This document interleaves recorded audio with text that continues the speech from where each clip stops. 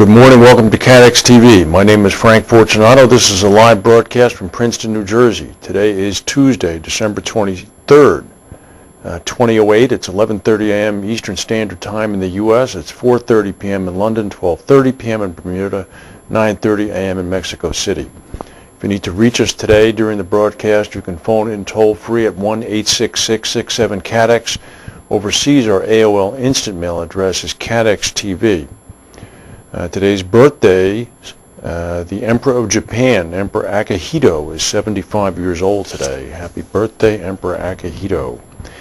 And we have a couple of breaking stories. At 4:24 p.m. Local time in Italy, a 5.3 on the Richter scale earthquake struck the northern part of the country. The epicenter was located about 50 miles west-northwest of Bologna. There are no reports of any injuries or damage yet. This happened a relatively short time ago, 4:24 p.m. local time in Italy. We have some economic news, some other economic news in the broadcast, but the sales of previously owned homes in the U.S. report came out this morning, and they fell more than forecast during the month of November. Purchases declined 8.6% to an annual rate of about 4.49 million. This is from an annual rate of about 4.9 million in October. This is the biggest drop. The median price dropped 13.2% from a year earlier, the biggest decline since records began in 1968. Separately, the Commerce Department also reported today that new home sales fell about 3% last month to a 17-year low. One analyst at FTN Financial in New York said November sales just collapsed. Price declines are accelerating. As bad as this is, it's going to be considerably worse in a month's time. Not good news.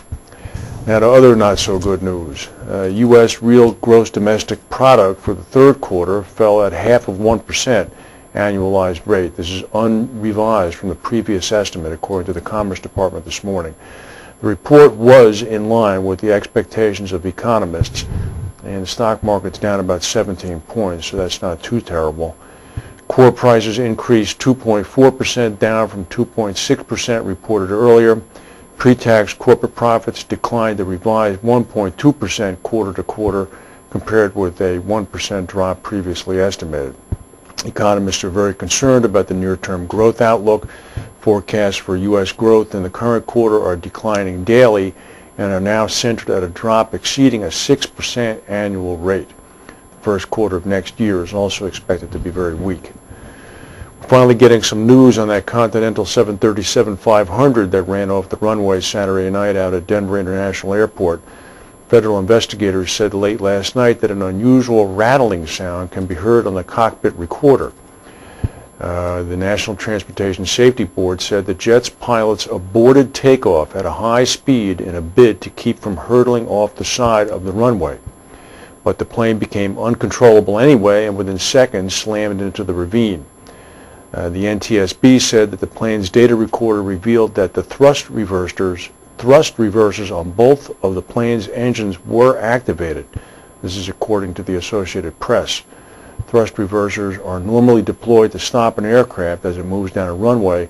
One of the pilots also can be heard on the recorder calling for an aborted takeoff.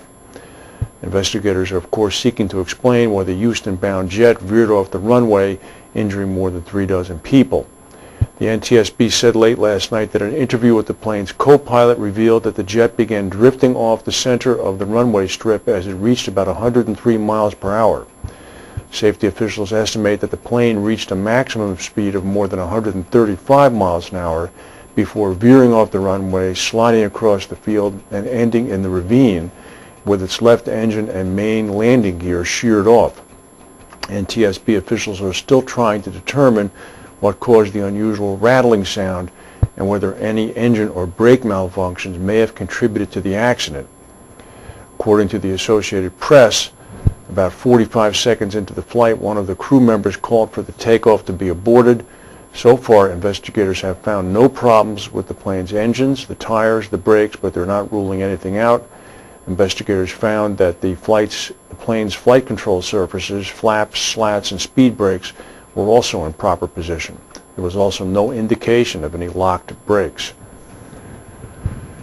This story came out over the weekend. We didn't notice it until this morning. Our apologies, but internet and telephone services between Europe, the Middle East, and Asia have been severely disrupted after 3 submarine cables in the Mediterranean Sea were severed. About 80% of Egypt's capacity and 65% of service between Europe and India were interrupted. Facilities to Taiwan, Singapore, Malaysia, Saudi Arabia, and Pakistan were affected, with the extent of outages depending on the service provider. The reason for the 3 cable breaks are unknown. French Telecom, one of the service providers involved with this, said over the weekend the causes of the cut, which is located in the Mediterranean between Sicily and Tunisia, remain unclear. It's thought unlikely that an attack was the cause of the disruption. It's believed that the cables may have been caught in trawlers' nets, or an underwater landslide may have occurred.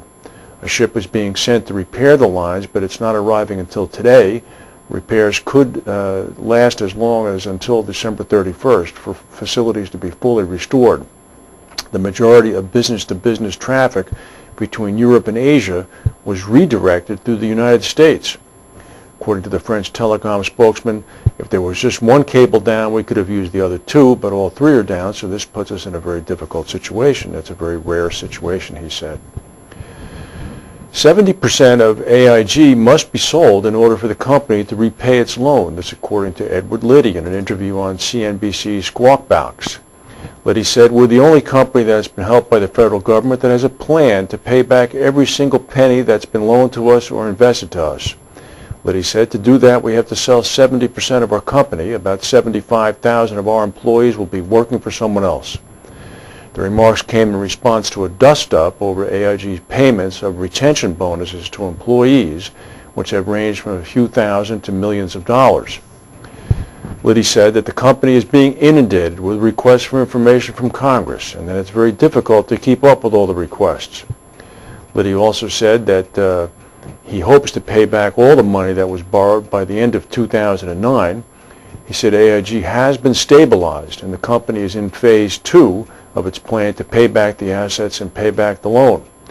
Liddy said, "We're going to be one of the companies that distinguishes itself. 116,000 people at AIG did not cause this problem. They're going to solve the problem. We're going to pay back the assets. That's our goal." Liddy said that he believes that actually in response to a question from one of the hosts, whether or not federal intervention is not allowing Liddy to run the company as he sees fit, Liddy noted that the company has made progress, Liddy noted that the changes that the company has made at the behest of the federal government, such as not running seminars at posh resorts for independent agents, will only hurt its marketing position. Liddy said, "Over time, that will hurt you. An independent agent can sell your product or someone else's." He said there might come a time when he will have to stand up to Congress to defend AIG's marketing decisions, but for right now, he said, "For the better part of valor, I think that what we should be doing is selling our good assets at good values and paying down that debt." If that's what Mr. Liddy is doing, he had better be getting a better price than the $742 million he received from Munich Re yesterday for Hartford Steam Boiler. That's 1/3 of the price that AIG purchased Hartford Steam Boiler at 3 years ago.